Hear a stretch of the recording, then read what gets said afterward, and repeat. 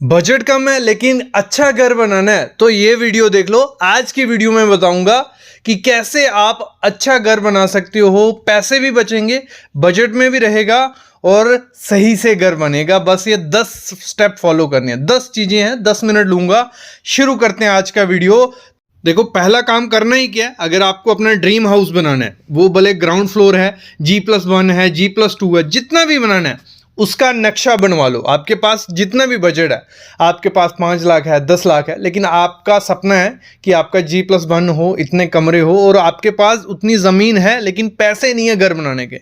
मैं बोलूँगा एक अच्छा सा आर्किटेक्ट हायर करो। अच्छा सा इसलिए बोल रहा हूँ क्योंकि मार्केट में काफ़ी इंजीनियर है, काफ़ी आर्किटेक्ट हैं। जो नक्शा मेरे ख्याल में आपके लिए एफिशिएंट हो, जिसमें पैसा भी बचे और अच्छे से बन पाए, वो सारे नहीं बना सकते हैं। तो कुछ लिमिटेड देखना, ढूंढ लेना अच्छे से, उनका काम भी देख लेना और वो ऑथराइज्ड होना चाहिए, उसी से नक्शा बनाओ। ऐसे वेस्ट है मनी। मतलब अगर आप किसी लोकल इंजीनियर आर्किटेक्ट से नक्शा बना लेते हो और उसको नॉलेज नहीं है, फिर तो आपका पैसों के लग गए, कुछ नहीं होने वाला।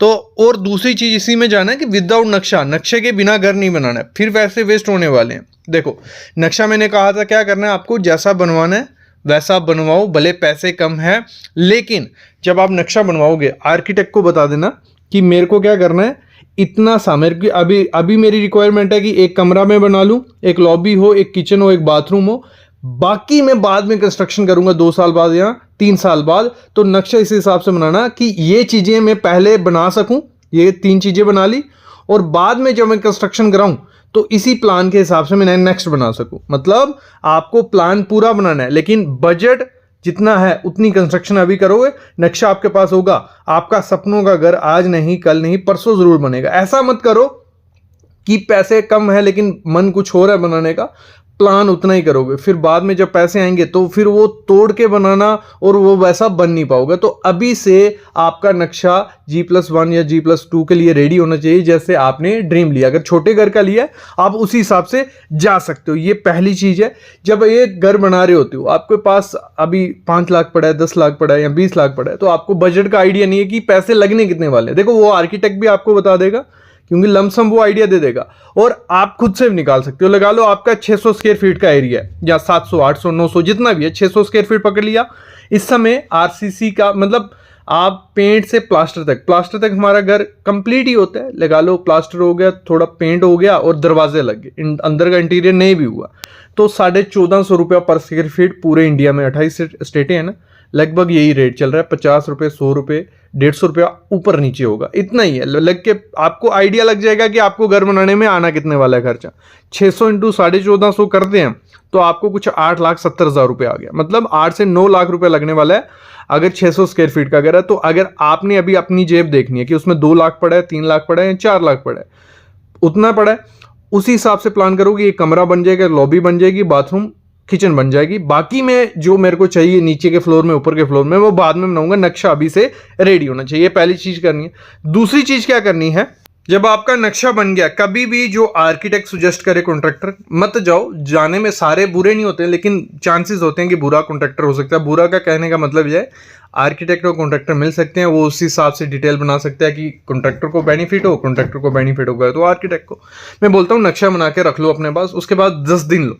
10 दिन में आपने करना क्या, पूरी प्लानिंग करनी है कि घर कैसे बनाना है। आपने देख लिया अपनी पॉकेट की इतना पैसा है, तो उसमें क्या करना है, आपको 3-4 ठेकेदारों से रेट ले लेना है। लेबर ठेकेदार से आपको करना कौन सा ठेकेदार है कि लेबर उसकी हो, मटेरियल आपका, उसमें आपके पैसे बचेंगे। उसमें आपसे 10 से 15% बच जाता है आपके टोटल घर की कंस्ट्रक्शन का। अगर आपके घर में 10 लाख लग रहा है तो उसमें से एक डेढ़ लाख रुपए बच जाएगा अगर आप खुद से मटेरियल देते हो और लेबर हायर करते हो। तो आपको क्या करना है, लेबर ठेकेदार हायर करने, उसमें 3-4 ठेकेदारों से रेट ले लो।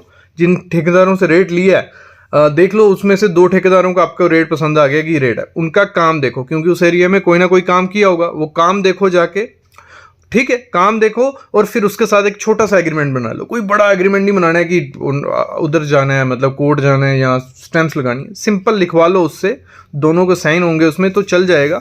तो उसमें क्या लिखवाना है आपको, एक तो चीज़ लगाना है कि कितने में काम दे रहे हो, 200 रुपया 210 रुपये पर स्क्वायर फीट में, उसमें क्या क्या करके देगा, मतलब उसमें आप स्लैब डाल के दोगे, प्लास्टर, मतलब लिखवा लो क्या क्या करके देगा और क्या नहीं करके देगा, वो मस्ट होना चाहिए उस एग्रीमेंट पे।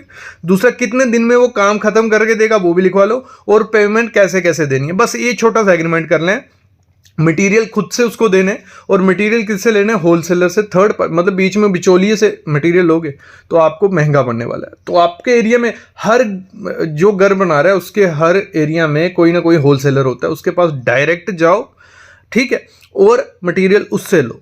और मटेरियल इस हिसाब से लेना कि आपको लगभग, जब आप आर्किटेक्ट से नक्शा बना रहे हो तो आप लमसम थोड़ा आइडिया ले लो कि कितनी ईंटें लगेंगी, कितनी सैंड लगेगी, कितना सीमेंट लगेगा। तो एक बार बल्क में डलवा दोगे तो ट्रांसपोर्टेशन का खर्चा बच जाता है, ठीक है, बल्क में मटेरियल उठवा लो। तो ये चीज़ करना है, जब आप विद मटेरियल लेबर उसकी है और मटेरियल आप दे रहे हो तो आपको वहाँ प्रेजेंट रहना पड़ेगा, काम की क्वालिटी देखनी पड़ेगी, ये चीज़ बहुत इंपॉर्टेंट है। अगली चीज़ करनी है, ओवर डिज़ाइन नहीं करना है, मतलब आपको घर बनाना है ग्राउंड फ्लोर ही सिर्फ, तो उस हिसाब से फुटिंग दो। अगर G+ बनाना है उस हिसाब से फुटिंग दो। लोग क्या करते हैं, देखो देखी में रहते हैं, मतलब किसी ने G+2 बनाया, G+3 बनाया, जहाँ उसने फ्यूचर में बनाना है, उसका माइंडसेट नहीं पता है, उसने ग्राउंड फ्लोर बना के रख दिया और उसकी फुटिंग आपने देखी, इतनी बड़ी फुटिंग दी है, इतना बड़ा कॉलम दिया है और स्टील, तो आपको रहेगा कि यार मैं कहीं कम तो नहीं दे रहा हूँ। कोई दिक्कत नहीं, आपने स्ट्रक्चरल इंजीनियर से डिटेल लेनी है। किससे? स्ट्रक्चरल इंजीनियर से।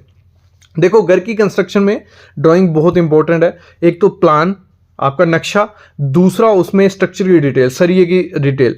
तो आप किसी आर्किटेक्ट के पास जाओगे, उसके पास ही स्ट्रक्चर इंजीनियर होता है, वो एक पूरी फॉर्म होगी। नहीं भी होगा तो आप प्लान लेके किसी स्ट्रक्चर इंजीनियर के पास जाओ, तो वो आपको डिटेल दे देगा कि फुटिंग में सरिया कौन सा डालना है, ये कौन सा है। बट एक चीज मैं मस्ट बार बार रिपीट कर रहा हूं कि लोकल, मतलब जो आर्किटेक्ट है, इंजीनियर है, अगर सही से उनका काम नहीं है, उनके पास चल गया तो कवाड़ा हो जाएगा। तो एक बार पुराना देखना कोई, और जिसका काम देखा हो और जिसका नाम हो और जो क्वालिफाइड हो। मेन चीज़ है क्वालिफाइड। देखो, एक नाम बन जाता है जब सालों से काम कर रहा होता है कोई आर्किटेक्ट या इंजीनियर, तो नाम बन जाता है लेकिन क्वालिफाइड नहीं होता। क्वालिफाइड कौन है? जिसने डिग्री की है और अच्छी जगह से डिग्री की, तो पता चल जाता है। मतलब एक अच्छा आर्किटेक्ट और इंजीनियर हायर करना है। दूसरा, अगर वहाँ लोकल नहीं मिल रहा है तो ऑनलाइन काफ़ी फॉर्म्स हैं जो रजिस्टर्ड हैं, तो उनसे भी आप संपर्क कर सकते हो, उनसे बनाना है। मतलब आपको नक्शे लेने ही लेने, 4 नक्शे आपके पास होने चाहिए, प्लान, स्ट्रक्चरल डिटेल, प्लम्बिंग और इलेक्ट्रिकल की डिटेल, बहुत है। ये 4 चीज़ें होंगी तो अच्छे से घर आपका बन के रेडी हो जाएगा। मतलब बेसिक रेट जो खर्चा रहता है 20 से 25 हज़ार रुपये रहता है छोटे घर का, अगर आप ये सारे नक्शे बनवाते हो। तो इसकी हेल्प से क्या होगा, आपका ओवर डिज़ाइन नहीं होगा, ओवर खर्चा नहीं होगा और सही से बन जाएगा। अगली चीज़ क्या करनी है, जब भी घर का इंटीरियर या एलिवेशन बनानी है वो डिसेंसी रखनी है। डिसेंसी कैसे, मैं बोल रहा हूँ, जितनी सिंपल रख सकते हो उतना वो बहुत अच्छा रहेगा। क्योंकि थोड़े टाइम बाद आपने देखो हॉश वॉश कर दिया, एलिवेशन में बहुत डिज़ाइन दे दिए, बहुत चीज़ें ऐड कर दी, वो आउटडेटेड हो जाएंगे और थोड़े टाइम बाद बहुत बोरिंग लगने वाला है। ये रियल ट्रूथ है। अभी इनिशियल अच्छा लगेगा 6 महीने तक, फिर बोरिंग लगेगा। तो बेटर है जितना डिसेंट रख सकते हो। मैं बोलता हूँ इंटीरियर पूरा वाइट रखो यार, बहुत प्यारा लगता है, खर्चा भी कम होगा तो कोई दिक्कत नहीं है। एलिवेशन रखनी है वो सिंपल रखिए, जितनी सिंपल एलिवेशन होगी खर्चा भी कम होगा, देखने में भी अच्छी रहेगी और मेंटेनेंस भी काफ़ी ज़्यादा कम होगी। ठीक है, अगला जैसे मैं बात कर रहा था कलर्स के बारे में। पेंट वगैरह अगर बहुत कलर करवाओगे वो नहीं अच्छा लगता है आजकल, आपको सिंपल रखना है, उसमें पैसे बचेंगे। जैसे आप क्या करते हो, पुट्टी करवाते हो पूरे घर में अंदर बाहर, साथ में प्राइमर करवा लो, खत्म कहानी। प्राइमर अच्छी, मतलब दोनों चीज़ें अच्छी कंपनी की करवाओगे तो इतनी जल्दी ख़राब नहीं होगा, देखने में भी अच्छा लगेगा और इंटीरियर सस्ते में भी हो गया। अगर प्राइमर तक नहीं रुकना है, पेंट का एक कोट मरवा लो, लेकिन वो भी वाइट ही रखो, बहुत प्यारा लगेगा। एक तो सस्ता भी हो गया और प्रीमियम लगेगा आपका घर, ये मैं अभी बता देता हूँ। अगली चीज़ आपको क्या करनी है, जो फ्लोरिंग होती है तो हमारा 1-1.5 लाख रुपया खाती है। तो मैं रिकमेंड करता हूँ ना मार्बल लगाने की ज़रूरत है, ना ग्रेनाइट लगाने की ज़रूरत है। सिंपल वाइट टाइल लगाओ पूरे घर में। बाकी आपकी चॉइस है, आप कोई भी कलर चूज़ करते हो, लेकिन वाइट क्या होता है वो सब इंटीरियर के साथ चला जाता है और सस्ता भी पड़ेगा। जब एक साथ पूरा सामान लोगे, पूरी टाइल घर के लिए सेम लोगे, तो उसमें वेस्टेज बहुत ज़्यादा कम हो जाती है और रेट आप उसमें कम कर सकते हो। जब आप अलग अलग किस्म की टाइल लेते हो तो एक टाइल ही वो सस्ती लगेगी, दूसरी टाइल में वो रेट बढ़ा के बताएगा, तीसरी में और बढ़ा के, ऐसे होता है। तो आपको करना है, एक लेनी है उसमें बार्गेनिंग करके रेट कम कर लो, वेस्टेज भी कम हो गए, पैसे भी बच जाएंगे।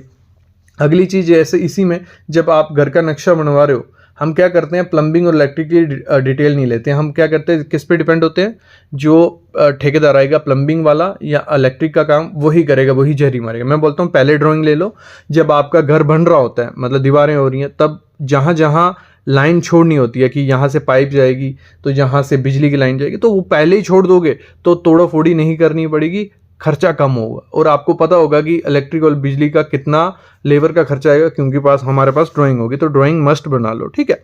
अगली चीज़ क्या करनी है, बहुत इंपॉर्टेंट चीज़ है, हम क्या करते हैं फॉरेन के ब्रांड, हम पिंटरेस्ट पे देखते हैं, यूट्यूब पे देखते हैं, फॉरेन के काफ़ी ब्रांड्स हैं, उनकी एड्स चल रही हैं तो उनके मटेरियल हमें अच्छे लगते हैं, लेकिन लोकल ब्रांड जो हैं इंडिया के बहुत अच्छे मटेरियल है। तो कुछ लोकल ब्रांड घर की कंस्ट्रक्शन में कौन कौन से लगाने, ये सामने लिस्ट देख रहे हो आपको, यहाँ सीमेंट, यहाँ सरिया कौन सा लगाना है, और यहाँ पे प्लम्बिंग का मटेरियल कौन सा लगाना है। जी कईयों को होता है कि ब्रिक हमें लाल ईंट यूज़ करनी है, ठीक है करिए, कोई दिक्कत नहीं है, लेकिन मैं बोलता हूँ अगर ब्रांडेड फ्लाई ऐश मशीन से बनी हुई लगाते हो सस्ती भी पड़ेगी और लाल ईंट से बेटर है।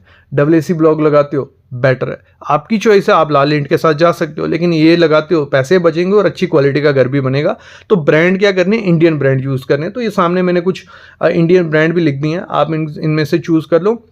इनकी क्वालिटी सेम होगी और ज़्यादा क्वांटिटी होगी किससे, फॉरेन ब्रांड से। उन्होंने ब्रांडिंग पे बहुत खर्चा किया होता है तो आपके तक वो पहुंच जाते हैं, ये पहुंचते नहीं है, लेकिन ये अच्छे ब्रांड है, पैसे बचेंगे और अच्छी क्वालिटी का घर भी बनेगा।